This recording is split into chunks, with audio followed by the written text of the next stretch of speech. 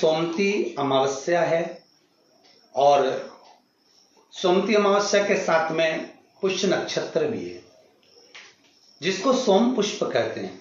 और इस सोम पुष्प का जो आनंद है, इस सोम पुष्प का जो लाभ है, वह हमारे जीवन को सुख देने वाला है।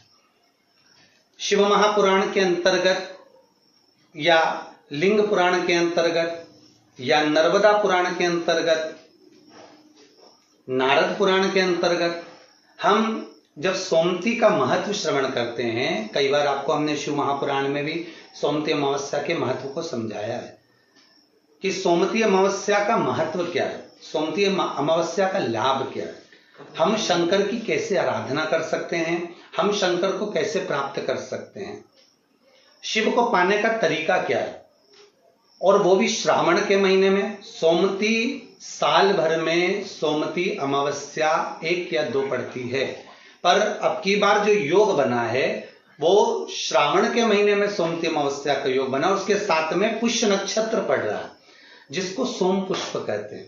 अर्थात भगवान शंकर मां पार्वती के साथ में निरंतर विहार करने के लिए श्रावण के महीने में इस सोम पुष्प के अंतर्गत काशी में, उज्जैनी में, ओमकारेश्वर में, सोमनाथ में, केदारनाथ में, वैद्यनाथ में, मल्लिकार्जुन में, नागेश्वर में, अर्थात जितने भी बाबा के 12 ज्योतिर्लिंग हैं, इन ज्योतिर्लिंग में मेरे बाबा पार्वती के साथ में विचरण करते हैं। और बाबा विचरण तो करते ही हैं, साथ में माता पार्वती के अनुसार माता पार्वती जी स्वयं शिव की आराधना करती हैं और शंकर से वर प्राप्त करती हैं। तो ये वो सोम पुष्प है, ये वो सोमती अमावस्या है जो श्रावण के महीने में पड़ी है, जिसका लाभ अपन सबको प्राप्त हो शिव महापुराण के अनुसार। तो मेरा निवेदन रहेगा, इस सोम पुष्प के अंतर्गत पहले सोमती का महत्व समझ ले कि सोमती अमावस्या का महत्व क्या है, सोमती अमावस्या की कथा क्या है। महाराज अगर हम जाने तो उसके अनुसार, सोमती अमावस्या के अनुसार एक ब्राह्मण परिवार था और बड़ा आनंद में रहने वाला, बड़ा सुख में रहने वाला, भगवत चर्चा करने वाला और भगवत स्मरण करने वाला और भगवत स्मरण में सदा रमने वाला, दिन प्रति भगवान शिव की आराधना करना, दिन प्रति भगवान शंकर का स्मरण करना, दिन प्रति भगवान शंकर की चर्चा करना, भगवत स्मरण करते रहना। इनकी एक पुत्री थी, ब्राह्मणों की कन्या थी। उस कन्या का शिव महापुराण में सुंदर भाव वर्णन किया गया है उमाखंड के अंदर कि इस कन्या का विवाह योग नहीं था। इस कन्या के भाग्य में, रेखा में, हस्त रेखा में, मस्तिष्क रेखा में, चरण रेखा में कहीं भी इस कन्या का विवाह योग नहीं था। ब्राह्मण सेवा में लीन रहते, भगवान शंकर के मंदिर जाते, आराधना करते, देवी की अर्चना करते, भगवत भजन करते, कीर्तन करते, शिव अर्चना करते। एक बार श्रावण के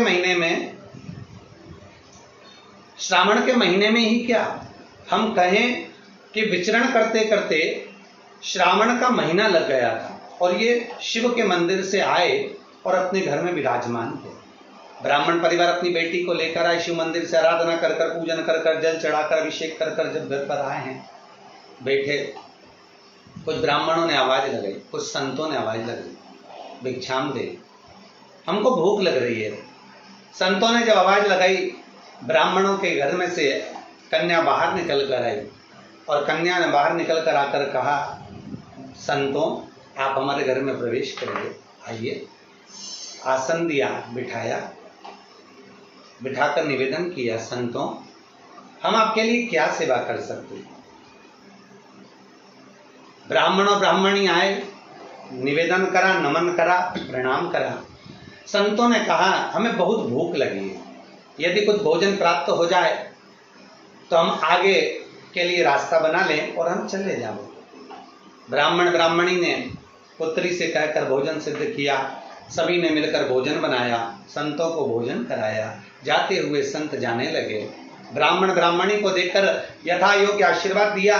आशीर्वाद देने पर ब्राह्मणों ने एक निवेदन करा, ब्राह्मण ब्राह्मणी ने निवेदन करा कि हमारा केवल इतना सा निवेदन है गुरुदेव, संत देव, हमारी बेटी का विवाह नहीं हुआ, इसका योग नहीं बनता, इसका संबंध नहीं हो रहा, हमारी बेटी का विवाह करने हुआ। संतों ने उसी समय पर कन्या के हस्तकमल को जब देखा, कन्या के हस्तकमल को देखकर कहा कि इस बेटी के भाग्य में तो विवाह का योग ही नहीं है, इसका संबंध नहीं होगा, और मान लो यदि इसका संबंध हो गया, इसका विवाह हो गया, तो इसका पति जीवित नहीं रह सकता। इतने कठिन योग इसके हैं और इसका संबंध नहीं है। ब्राह्मणों ने निवेदन करा, कुंवारी बेटी घर में बैठी रही, यह कहां तक सिद्धता है महाराज, कुछ कृपा करिए। संतों ने कहा बस एक काम हो सकता है, एक शिव भक्तन, शंकर की भक्तन, शिव की आराधना करने वाली एक सोना धोवन है। वो सोना धोवन जो जिसका नाम है सोना और धोबी का काम करती है, कपड़े धोने के लिए जाती है, वस्त्र आदि धोती है और भगवान शंकर का भजन करती है। नित्य प्रति का नियम है उसका शिव मंदिर में जाना, शंकर की आराधना करना, शंकर को जल चढ़ाना, समर्पित कर कर शिव मंदिर में पोछा लगाना, झाड़ू लगाना, बुआरी लगाना और शिव मंदिर को सुगंधित पुष्पों से सजा देना। सोना धोवन का एक नियम था। पूरे परिवार में शिव चर्चा करती थी, भगवान की आराधना में डूबी रहती थी सोना धोवन। संतों ने कहा यदि ये आपकी बेटी, आप ब्राह्मण तो हैं, ब्राह्मण कुल में जन्म लिया है आपने, पर आपकी बेटी जो शिव का भक्त है, सोना धोवन जो शिव की आराधना करने वाली है, हमारे यहाँ कितना सुंदर कहा कि दासों के भी दास यदि हम बन जाए, हम दासों के भी अगर दास बन गए, हम भगवान शंकर की सेवा करने वाले की ही केवल सेवा कर लिए, कितनी प्रसन्नता होती है जब सुनते हैं कि केदारनाथ लोग जाते हैं, अमरनाथ लोग जाते हैं, श्रावण के महीने में लोग अमरनाथ की यात्रा करने जाते हैं। तो कई लोग कहते हैं कि गुरुदेव हम जब अमरनाथ की यात्रा कर कर आए तो हमने देखा कि वहाँ बहुत भंडारे चल रहे हैं, लंगर चल रहे हैं, लोग नए नए पकवान अमरनाथ आने वाले यात्रियों को खिला रहे हैं, खूब सुंदर व्यवस्थाएं दी जाती है। तो यहाँ तो शास्त्र कह रहा है कि शंकर के दरवाजे की चौखट पर भी यदि कोई सेवा कर रहा है, बुआरी काट रहा है, कोई शिव के मंदिर की आराधना कर रहा है, यदि हमने उसकी भी सेवा कर दी और वो निस्वार्थ भाव से सेवा कर रहा है और उसकी भी यदि हमने सेवा कर दी तो शंकर प्रसन्न हो जाते हैं। तो संत कह रहे हैं अगर आप ब्राह्मण की पत्नी से कहा कि अगर आपकी पुत्री ये ब्राह्मण कन्या सोना धोवन के यहाँ जाकर अगर सोना धोवन की थोड़ी सी सेवा कर ले, मात्र 7 दिवस तक सेवा कर ले, तो इस कन्या का भाग्य बदल जाएगा। अब सोना धोवन तो सत्संग में लगी रहती, भजन में लगी रहती, शिवाराधना में लगी रहती, नमः शिवाय ओम कहती रहती, उसका नियम नमः शिवाय ओम का स्मरण नित्य प्रति करती, श्री शिवाय नमस्तुभ्यम का जाप करती, शंकर के भजन में डूबी रहती। कन्या को मालूम पड़ा, माता पिता ने कहा बेटा सोना धोवन है, ब्राह्मण कुल में तुम्हारा जन्म हुआ है, तुम जाकर सेवा करो, हम भी कहते हैं, मना नहीं है, पर जगत क्या कहेगा। बेटी कहती है माँ यदि संत के मुख से निकली हुई वाणी सिद्ध होती है तो मुझे सेवा करने में क्या दिक्कत है, मैं सेवा करने को तैयार हूं माँ। अब बेटी प्रातः में जल्दी उठ जाती और ब्राह्मण कन्या उठकर तुरंत सोना धोवन के घर पहुंच जाती। सोना धोवन की एक बहू और बेटा थे, सोना धोवन का पति था घर में। ये सब उठे उससे पहले ये घर में प्रवेश कर कर झाड़ू लगाकर, पोछा लगाकर, वस्त्र आदि धोकर और ब्राह्मण कन्या पूरे घर की बुआरी कर कर, दीप प्रज्वलित कर कर सोना धोवन के दरवाजे पर दीप लगाकर और आ जाती। अब सोना धोवन 4 दिन 3 दिन निकले और 3-4 दिन निकलने पर बहू से कहा बेटा तो इतनी जल्दी जग जाती है, सारी सेवा करके पूरे घर का सफाई कर देती है, मुझे मौका ही नहीं देती आजकल। बहू बोली माँ मुझे तो लगा कि आप सुबह जल्दी उठते होगे, तो माँ को लगा कि बहू उठती है, बहू को लगा कि सास उठती है। दोनों ने विचार करा कि फिर अपने घर में आकर इतनी सेवा कर कर, झाड़ू आदि बुआरी आदि कौन कर कर जा रहा, देखे तो सही, कौन कलश भर कर जाता है जल का शंकर जी के लिए, कौन फूल रख कर जाता है शिव जी के लिए, कौन बेलपत्र रख कर जाता है शिव जी के लिए, कौन इतनी सामग्री जुटा कर जाता है शंकर जी के लिए, कौन चंदन घिस कर जाता है शिव जी के लिए, मुझे देखना है। अब बहू और सास एक बार दोनों ने उठकर प्रातः में जल्दी देखा, ब्राह्मण कन्या सुबह आई, बुआरी झाड़ू लगा रही थी, चंदन आदि घिस रही थी, और सोना धोबन ने उसको देख लिया। देखकर उसके चरणों में गिर गई। सोना धोबन उस ब्राह्मण कन्या के चरण में गिरी, प्रणाम किया, नमन किया। बेटा, आप ब्राह्मण कुल की बेटी हो, आप मेरे घर में बुआरी काट रही हो, मुझे दोष लगेगा, आप ये क्या कर रही हो? आपसे निवेदन है, आप ऐसा न करिए, मुझे दोष लगेगा, मैं शिव की आराधना करती हूँ। कन्या ने हाथ जोड़कर निवेदन करा सोना धोबन से, माता जी, मेरे हस्त कमल में, मेरे भाग्य में पति का सुख नहीं है, मेरे भाग्य में विवाह नहीं है, पर मुझे संत ने कहा है, यदि शिव भक्तन सोना धोबन के अगर केवल सेवा ही मिल गई तो उससे तुम्हारा भाग्य खुल जाएगा, उससे तुम्हारे हस्त कमल में विवाह योग आ जाएगा। आप कृपा करिए, मेरे पिताजी ने जो वर ढूंढा है उससे मेरे पिताजी विवाह करना चाहते हैं, पर मेरे भाग्य में लिखा है कि विवाह के बाद भी मेरा सौभाग्य समाप्त हो जाएगा, आप कुछ कृपा करेंगी? क्यों नहीं, अगर मेरे द्वारा आपका हित होता है तो हित करने में क्या दिक्कत है? अपने माध्यम से अगर किसी का भला हो रहा है जरूर हो। सोना धोबन ने कहा, आपके विवाह में मैं पहुंचूंगी और अपना सौभाग्य आपको प्रदान करूंगी। संत ने कहा था मां कि सोना धोबन के मस्तक का सिंदूर यदि तेरे मस्तक पर आ जाएगा तो तेरा बाल भी बांका नहीं होगा। मां, ऐसी कृपा करिए, मेरा सौभाग्य बना दीजिए। जिस दिन कन्या का विवाह था उसके प्रथम में वर कन्या की मांग में सिंदूर भरे, उससे पहले सोना धोबन पहुंच गई। जैसे ही सोना धोबन ने अपनी मांग का सिंदूर निकालकर जैसे ही उसी पल कन्या के मस्तक पर दिया, कन्या के मस्तक पर देते ही सोना धोबन का जो पति था एक जगह पर बैठा हुआ था, उसका पति के प्राण निकल गए, क्योंकि सोना धोबन को लग गया था। सोना धोबन ने जाते जाते अपनी बहू से कह दिया था, ससुर का ध्यान रखना। प्राण निकलते से ही जैसे ही मांग में सिंदूर दिया, सोना धोबन का मांग का सिंदूर जैसे ही हटा, हटते से ही सोना धोबन को ज्ञात हो गया कि आज मुझे लगता है कि मेरा पति नहीं रहा। नैनों से नीर बहा। सोमती अमावस्या का दिन था, जिस दिन उस ब्राह्मण की कन्या का विवाह हुआ था। धोबन सिंदूर देकर आ रही थी। धोबन का नियम था शिव की आराधना कर कर सोमती की फेरी लगाती थी।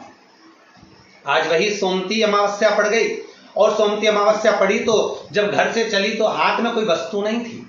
सोमती अमावस्या के दिन पीपल के वृक्ष की फेरी जो लगाई जाती है वो खाली नहीं लगाई जाती, चाहे कच्चे सूत से लगाओ, चाहे 108 आप हल्दी की गठान रख लो, चाहे आप कमलगट्टा रख लो, चाहे आप सिंदूर की डब्बी रख लो, चाहे आप दाग चिरौंजी रख लो, पर 108 वस्तु होना जरूरी है। सोना धोबन के हाथ में कुछ भी नहीं था।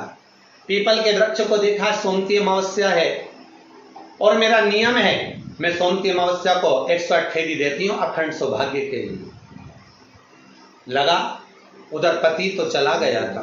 सोना धोबन ने एक ईंट पड़ी हुई थी, ईंट के 108 टुकड़े कर लिए, और ईंट के 108 टुकड़े कर कर सोना धोबन ने पीपल के वृक्ष के नीचे पहुंचकर, पीपल देव में जिसमें 52,000 ब्राह्मणों का वासा होता है, जिस पीपल में सारी सिद्धियां प्राप्त होती है, जिस पीपल में स्वयं लक्ष्मी नारायण के साथ निवास करती है, जिस पीपल में स्वयं सूर्यदेव शनि महाराज और यमराज को विराजमान करते हैं, उस पीपल में जिसमें ब्रह्मा विष्णु शिव सदा निवास करते हैं, ऐसे पीपल की जब फेरी लगाना सोना धोबन ने चालू करी तो महाराज शिव महापुराण की कथा कहती है, सुंदर नर्मदा पुराण की कथा कहती है, 108 ईंट की खोड़ से, ईंट के टुकड़े से जब सोना धोबन की फेरी पूर्ण हुई, जैसी पूर्ण होती है सोना धोबन अपना पल्लू पसार के प्रणाम जैसी करती है, पीपल के वृक्ष पर जो सिंदूर लगा था सोना धोबन ने जैसे अपनी मांग में भरा, वैसे उसका पति वापस जीवित हो गया, वापस जीवित हो गया। सोमती अमावस्या का फल ही यही है कि जिन वर कन्या का विवाह नहीं होता, जिन लड़का लड़की का विवाह नहीं होता, जिन पति पत्नी में आपसी में टकरार चल रहा हो, अदालत तक बात पहुंच गई हो, जिस घर में शांति नहीं रह रही हो, आपस में क्लेश बड़ा मचा हो, ऐसी हो गया मन में कि अब ये तनाव बहुत बढ़ गया है, संबंध टूट जाएगा, तो निवेदन है सोमती अमावस्या के दिन आप भी सोमती अमावस्या के दिन पीपल के वृक्ष के नीचे जाकर उस पीपल की पूजन कर कर उस पे कुंकु सिंदूर चंदन समर्पित कर कर कच्चे सूत से 7 परिक्रमा करिए। 7 बने तो 7, वैसे तो 108 लगाओगे तो आपके जीवन में सुखता आएगी। और ये वो सोमती अमावस्या पड़ रही है जिसको सोम पुष्प कहा जा रहा है, पुष्य नक्षत्र पड़ रहा है और ऐसे श्रावण के अंतर्गत पड़ रही है जिसमें 2 शनि प्रदोष है, जो स्वयं भगवान शंकर के लिए शुभ है। आप 108 फेरी लगाएं, चाहे दाने से लगाएं, चिरंजी से लगाएं, जिससे भी लगाएं, पीपल की पूजन करें, जल अर्चना करें। इतना निवेदन करता हूं कि आपके घर में अशांति नहीं हो सकती, परिवार में प्रेम जरूर बढ़ेगा।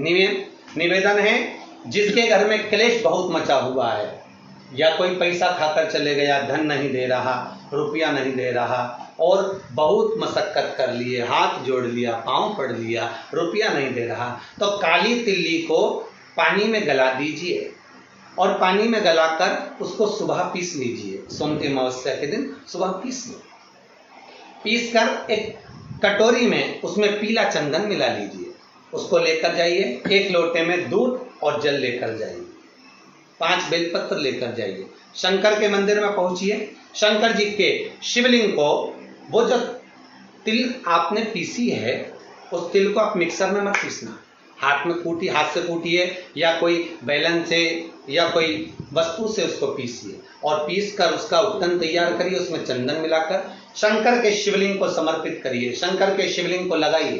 केवल शिवलिंग को ही नहीं, भगवान शंकर की संपूर्ण जलाधारी पर, जहां शंकर भगवान की बेटी अशोक सुंदरी है, कार्तिकेय जी हैं, गणेश जी हैं, उस पूरे जलाधारी में जहां पार्वती मैया भी विराजमान है, पूरी जलाधारी को समर्पित करिए। समर्पित कर कर त्रिपुंड लगाइए, अपनी 3 उंगलियां उसी चंदन पर फेर दीजिए, फेर कर अपनी कामना कर कर बेलपत्र चढ़ा दीजिए। 5 या 7 बेलपत्र आपके भाव से आप शिव को समर्पित कर दीजिए। समर्पित कर कर हाथ में कलश लेकर दूध और जल मिला हुआ पात्र लेकर शंकर को समर्पित करिए और बाबा भोलेनाथ से विनती करिए कि जिस व्यक्ति ने हमारा धन खाया है, जिस व्यक्ति ने पैसा रख लिया या कोई लेकर चले गया या कोई ऐसा काम हो गया कि वो धन आ ही नहीं रहा है, बहुत तकलीफ में है, तो बाबा से विनती करो। मुझे पूरी उम्मीद है कि सोमती अमावस्या इस बार आप जो कर रहे हैं, अगली सोमती अमावस्या जब आएगी, इतनी प्रसन्न चित्त में आप ये पूजन करेंगे, वापिस करेंगे और पूरे परिवार समेत करेंगे। जब आपका धन आ जाएगा, वैभव हो जाएगा, तो आप वापिस उसको धारण करेंगे।